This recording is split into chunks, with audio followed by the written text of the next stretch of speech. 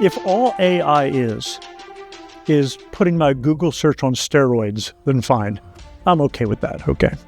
But that's not the real problem with AI.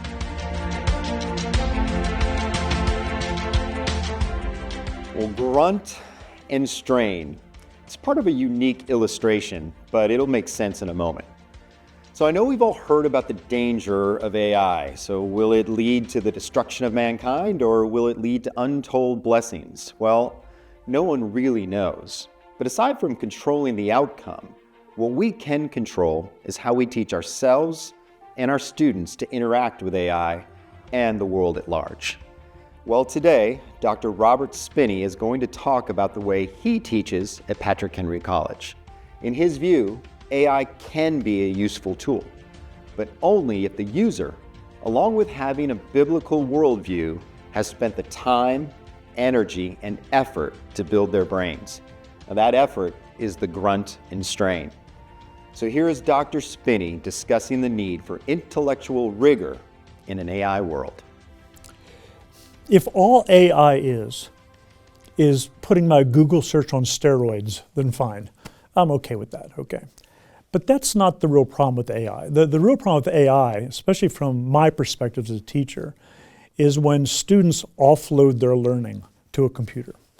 In other words, the work they used to do in their brain with neurons firing, that no longer happens. Now they just ask a computer to do that kind of stuff. And that's fatal to learning process. I mean, in many ways, I liken that to a weightlifter who's doing a bench press. And the weightlifter says, you know, the goal is just to get this weight up in the air. So he elicits the help of some machine. He turns on the machine, and indeed, the machine very easily lifts the bar off his chest, puts the weights up in the air, the machine lowers it back down. If the goal is just making the weights go up and down, then the machine is great, it does that. But if the goal was the weightlifter building muscles, if that was the goal, then the machines, there's no muscle building, right? I mean, that short circuits, more than that. It kills the whole learning process. So to me, the real danger of AI is it's the same danger as the weightlifter who wants to build muscles, but uses the machine to lift the weights. So I often tell my students, my job as a teacher is to build your brain muscles somehow. That's what we're doing here, right? I want you to have big, bulky brain muscles. And that means you got to grunt and strain. You've got to grunt and strain. And if you're offloading your learning, if instead of your neurons firing, AI is doing this for you, you're not building brain muscles. That's not what's happening. Call it what you will, but it's not learning. So when I think about teaching, I make a distinction between load and rigor. Load is how much work I give my students. Rigor is how much expertise I require of them.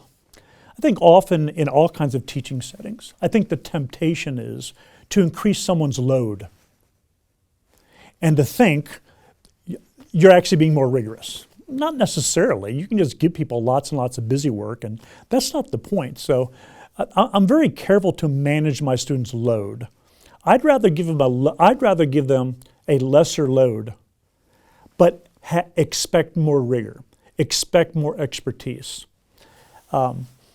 With regard to rigor, I'll go back to the weightlifting analogy because I really think this is the most illustrative analogy, and I use this with my students constantly about why we have this class, is when weightlifters want to lift weights, you must grunt and strain.